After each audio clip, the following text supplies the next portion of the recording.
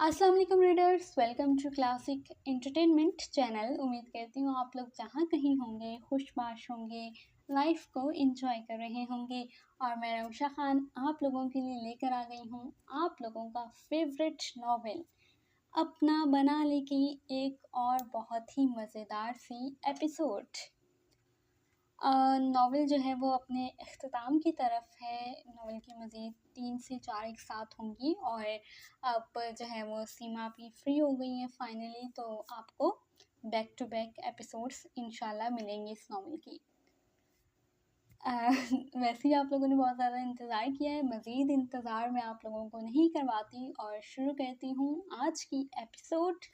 मगर उससे पहले कर लीजिए वीडियो को लाइक, चैनल को सब्सक्राइब और प्रेस कर लीजिए बेल आइकॉन को, ताकि आप अपना बनाने की लास्ट एपिसोड्स को हरगिज़ भी मिस ना कर सकें। तो फिर आइए मिलकर पढ़ते हैं आज की एपिसोड अपना बना ले, written by Seema Shahid, episode 30। Istanbul airport पर पहुंचकर उसने टैक्सी ड्राइवर को किराया अदा किया और गाड़ी से नीचे उतरकर चारों तरफ देखा। ये वही एयरपोर्ट था जहां वो अपने घर से भाग कर आई थी। बिना सोचे समझे उसने दुबई से पहली फ्लाइट पकड़ी थी जो उसे इस्तंबुल ले आई थी। अनाविया चंद कदम आगे चली और रुक गई। सामने वही जगह थी जहां उस रोज वो दौड़कर एक टूरिस्ट बस में बैठ गई थी। फिर थोड़ी दूर ही यूसुफ की गाड़ी थी जिसमें जा छुपी थी और यहीं से उसकी जिंदगी ने एक नया मोड़ लिया था। उसे किस्मत ने यूसुफ से मिलवाया था। वो यूसुफ को और उसके साथ गुजारे तमाम लम्हात को सोचती हुई तमाम कार्रवाइयों से गुजरकर प्लेन में आकर बैठ गई थी। अलास्का में गुजारे वो दिन वो कभी भी भूल नहीं सकती थी। यूसुफ बुरी तरह से उस पर अट्रैक्ट हुआ था और शादी के बाद जितने भी लम्हात उसने यूसुफ के साथ गुजारे थे उसकी मोहब्बतों और शिद्दतों की वो गवाह थी। तो फिर आखिर उस नेहर में ऐसा क्या था कि यूसुफ अपनी बीवी को छोड़कर उसके साथ मसरूफ़ था। शायद मर्द होते ही ऐसे हैं, घर में घर वाली और बाहर के लिए बाहर वाली। जैसे उसके डैडी, जैसे उसका एक्स फियांसी और अब जैसे उसका शौहर। अनाफिया ने कर्ब से आंखें बंद की। प्लेन टेक ऑफ कर चुका था और अब अपनी मंजिल की जानिब रवां दवां था। जो भी था, इतना तो अनाफिया बेहतर तरीके से जानती थी कि यूसुफ कमिटमेंट निभाने वाला मर्द था और उसने अनाविया से शादी करके सारी ज़िंदगी का रिश्ता जोड़ा था और उसे अच्छे से निभा भी रहा था। लेकिन शायद ये रिश्ता बिना मोहब्बत के था, बस एक ज़रूरत के तहत। जाहिर है जब वो उससे मोहब्बत ही नहीं करता था तो नेहर को तो बीच में आना ही था। लेकिन क्या वाकई नेहर उन दोनों के बीच में आई थी या अनाफिया हाशिम सुल्तान उन दोनों के बीच आ गई थी। और अब जब यूसुफ को अंदाज़ा हो चुका है कि अनाफिया एक मजबूत लड़की है जिसे अपना ख्याल रखना आता है, तो क्या वो उसे छोड़कर नेहर, जो उसका बचपन का प्यार है, उससे शादी कर लेगा? और इस सब में अनाफिया कहाँ होगी? या अल्लाह, मुझे प्रेग्नेंट कर दे ताकि यूसुफ ना सही उसकी और अपनी प्यार की निशानी अपने बच्चे के साथ ही मैं खामोशी से ज़िंदगी गुजार लूँ। उसने सदके दिल से दुआ मांगी। रात 9 बजे के करीब अनाफिया की फ़्लाइट दुबई इंटरनेशनल एयरपोर्ट पर लैंड कर चुकी थी। वो इस वक्त ज़हनी और जिस्मानी तौर पर इस कदर थकी हुई थी कि उसने अपने महल या अपार्टमेंट जाने का इरादा तर्क करके होटल में ठहरने को तरजीह दी और फिर अपने डैडी के हॉस्पिटल के नज़दीक तरीन 5 स्टार होटल में वो आ गई थी। हॉस्पिटल में विजिटिंग आवर में ही मिलने दिया जाता था, तो वो सोने का इरादा करके अपने रूम में आ गई। अपना बैग साइड पर डालकर वो थके हारे अंदाज में बिस्तर पर गिर गई थी, मगर सोने से पहले सुबह का अलार्म लगाना नहीं भूली थी। सुबह उठते ही फ्रेश होकर वो सीधा हॉस्पिटल चली आई थी और अब हॉस्पिटल के लंबे कॉरिडोर में चलते हुए वो पूरी कोशिश कर रही थी कि अपने दिमाग से यूसुफ, तुर्की विजिट, बच्चा, शादी सब निकाल दे और सिर्फ अपने डैडी पर फोकस करे कि इस वक्त उसके डैडी को उसकी ज़रूरत थी। रिसेप्शन से उसे पता चला कि शेख हाशिम सुल्तान ना आईसीयू में हैं और ना ही सर्जिकल वार्ड में, वो एक प्राइवेट रूम में हैं। वो कमरे के दरवाजे के नज़दीक पहुंची जो आधा खुला हुआ था। अनाविया ने अंदर झांका तो पूरा कमरा ही कीमती फूलों के बुके से भरा हुआ था। सामने सोफे पर एक सुनहरी बालों वाली दरमियानी उम्र की खूबसूरत औरत बैठी हुई थी और एक प्यारी सी लड़की कुछ काम कर रही थी। अब ठीक है? उस लड़की ने बुके सेट करके पूछा। हाँ, ये बेहतर है।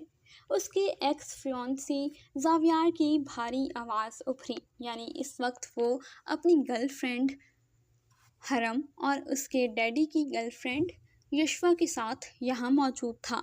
अनाविया ने पलटकर वापस जाना चाहा, लेकिन बिस्तर पर नीम दराज शेख हाशिम सुल्तान उसे देख चुके थे। अनाविया, अंदर आओ। उनकी बारोब आवाज़ सुनकर वो लब भींचती हुई कमरे में दाखिल हुई। मुझे अखबार से पता चला था कि आप बहुत बीमार हैं, लेकिन उसने बेहतरीन अरबी लिबास में मलबूस अपने डैडी को देखा तो उसकी बात सुनकर शेख हाशिम सुल्तान और शेख ज़ावियार सुल्तान दोनों ही हंस पड़े, जबकि कमरे में मौजूद वो दोनों खवातीन हरम और यशवा संजीदा थीं। मुझे ये देखकर खुशी हुई कि तुम्हें आज भी अपने बाप का ख्याल है, तभी तो झूठी खबर पढ़कर यहाँ आराम से चली आईं। शेख हाशिम सुल्तान ने प्यार से उसे देखा, फिर ज़ावियार की तरफ मतवज्जा हुए। तुम्हारा प्लान बेहतरीन रहा। तुम मेरी बेटी को मुझसे ज़्यादा जानते हो। उनकी बात सुनकर ज़ावियार ने मुस्कुराते हुए सर खम किया था कि ये सब उसी का ही तो प्लान था, जो वक्फे वक्फे से उसने शेख हाशिम सुल्तान की बीमारी की झूठी खबरें छपवाई थीं। वो जानता था कि अपने बाप की खबर सुनकर अनाविया जहाँ भी छुपी होगी खुद ही निकलकर सामने आ जाएगी, और ऐसा ही हुआ था। यशवा, मेरा सामान पैक करो। अब अनाविया आ गई है तो हॉस्पिटल में रुकना फजूल है, घर चलते हैं।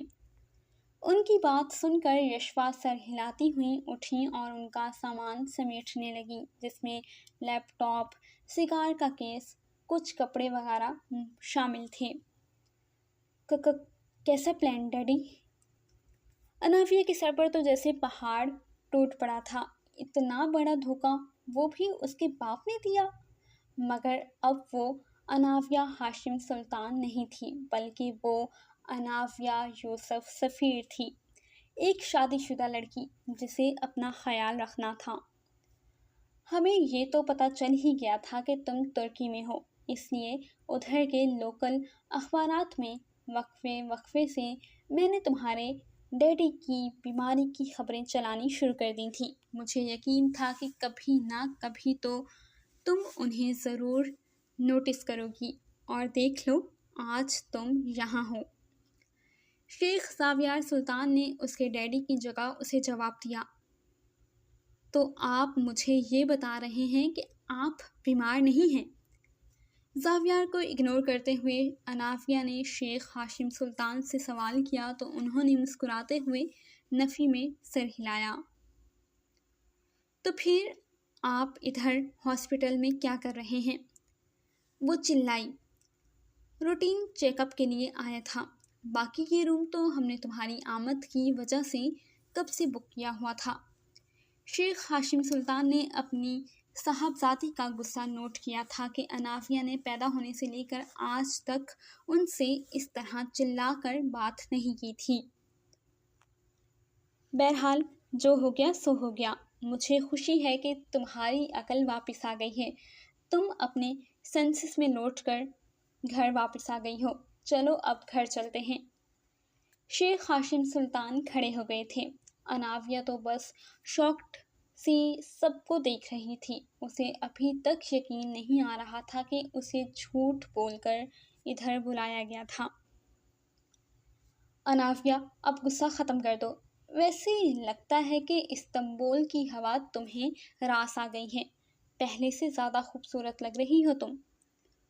ज़ावियार ने उसे बेबाक नज़रों से देखा।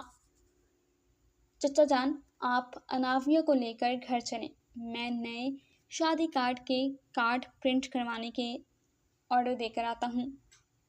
ज़ावियार बेइंतहा खुश था। इसकी ज़रूरत नहीं है। अनाविया ने उसे टोका तो वो एक कदम आगे बढ़कर उसके नज़दीक आया।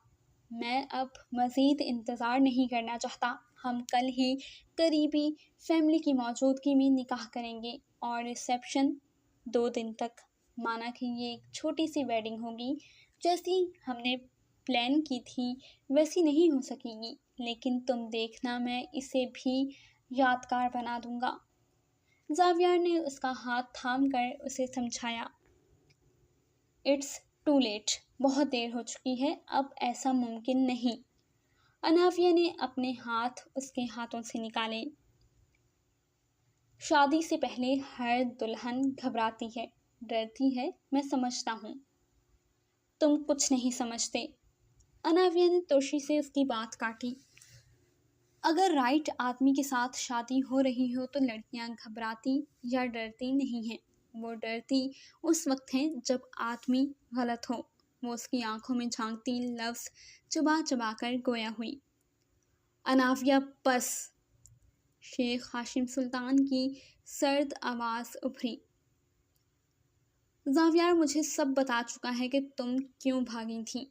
मैं तुम्हें तुम्हारी माँ और तुम्हारे नाम, शेयर्स और स्टॉक के बारे में सब कुछ समझा दूंगा। और याद रखो, तुम्हारे लिए ज़ावियार से बेहतर इस दुनिया में कोई नहीं हो सकता। शेख हाशिम सुल्तान की बात सुनकर अनाविया के लबों पर एक ज़ख्मी सी मुस्कुराहट उभर कर मादूम हुई थी। मेरी बेहतरी। अनाविया ने सवालिया नज़रों से उन्हें देखा। जारी है।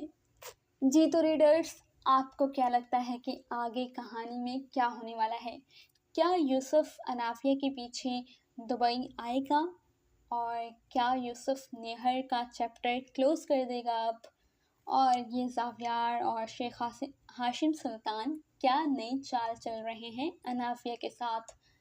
क्या अनाविया शेख हाशिम सुल्तान और ज़ावियार की इस प्लानिंग को कामयाब होने देगी या नहीं? बहुत सारे सवालात हैं जिनका जवाब जानने के लिए आप इंतज़ार कीजिएगा नेक्स्ट एपिसोड का, जो कि मैं और सीमा शाहिद आप लोगों के लिए लेकर आएंगे बहुत जल्द, सिर्फ और सिर्फ क्लासिक एंटरटेनमेंट चैनल पर। तो जुड़े रहिएगा हमारे साथ। आपसे मुलाकात होगी बहुत जल्द एक नई एपिसोड के साथ। तब तक के लिए अल्लाह निगहबान।